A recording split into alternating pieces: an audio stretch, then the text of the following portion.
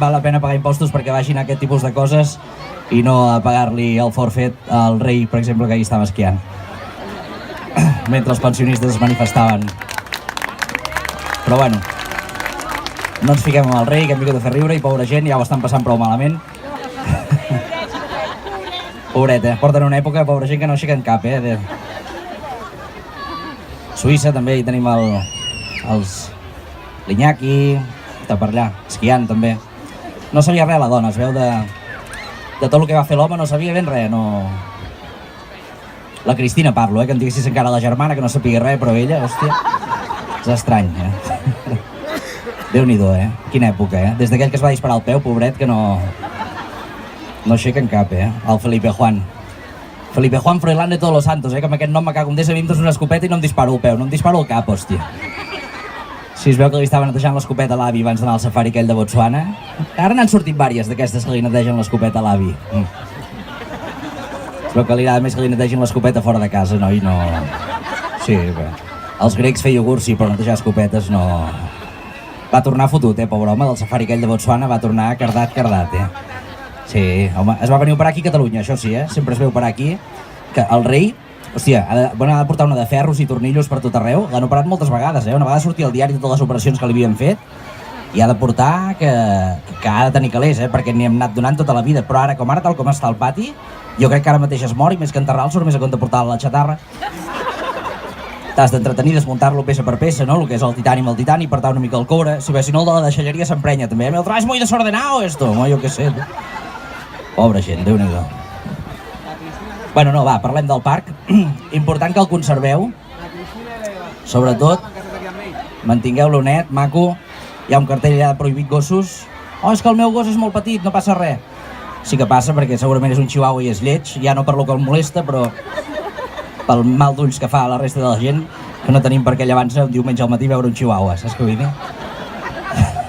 Molt lletjos aquests animals, Aquelles cames estretes, allò tan petit.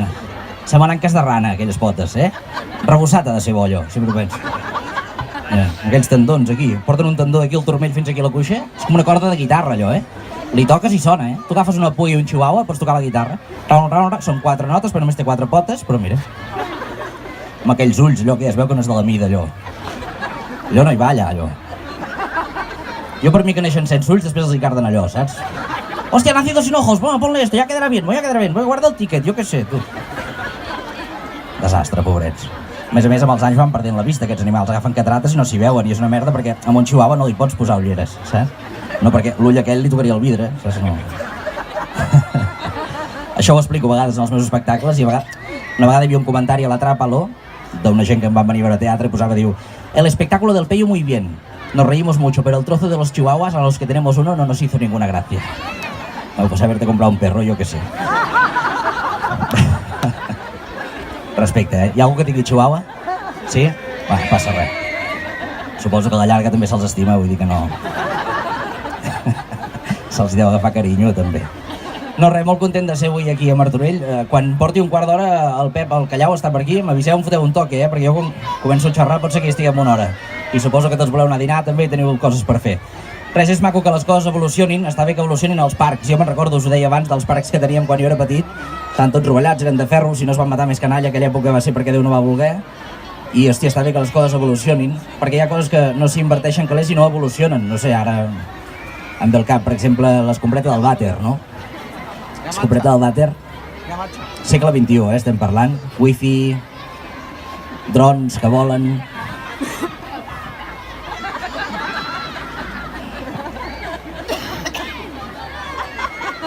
I ràpid d'aquella, que si no cau la goteta, I aquells 2 dits d'aigua dins el pot, sobretot, molt important aquells 2 dits d'aigua. Sí, allò, poses l'escombreta allà, la treus i queda neta, Impecable, la pots llapar aquella escombreta després, Sobretot no us deixéssiu mai els 2 dits d'aigua, No ha evolucionat l'escombreta del vàter, ningú hi ha invertit calés. No és com els parcs infantils que han evolucionat, que hi hem parat una mica d'atenció. Hi ha altres coses que no... La planxa, per exemple, la planxa de planxar, car de molts anys que estem planxant amb el mateix. Hòstia, la planxa, que la va inventar Henry Willis, 1892. No ho sabia ningú encara, bueno.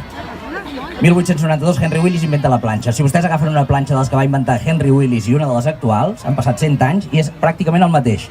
Aquella forma triangular... abans s'escalfaven en brasa, però el sistema és el mateix, s'escalfen de sota, aquella forma, tal, abans en brasa, ara són elèctriques. Si tu vols, les d'ara tenen més botons, tenen més pius, tenen aquell botó de dalt, allò que ho apretes i tira aigua per davant, allò... Va bé allò, Què és aquella merda, allò, Allò que és per refrescar-te la cara si agafes calor mentre planxes. O aquella rodeta, hi ha una rodeta per triar la temperatura, també. Aquí planxa al mínim, no collons a tope, que escalfi fort la planxa. Com la torradora del pa, aquí la posa al 3, no collons al 10, que es torri ràpid el pa, va. Avui m'hi vull estar mitja hora aquí anar mirant com es torra el pa. Tu el que ets és un imbècil, vull dir, no... Si tens ganes de perdre el temps mirant com es torra el pa, doncs te'n vas a un hotel i ja està. El que hem de vigilar és que això ho respectin. I per tant, jo el que vull fer avui és demanar-vos a tots que entre tots conservem aquest espai. Perquè els espais poden ser molt macos, però els hem de conservar. I l'Ajuntament ha de fer la seva part, evidentment. Però també és cosa de tots intentar conservar aquests espais com els hem trobat avui.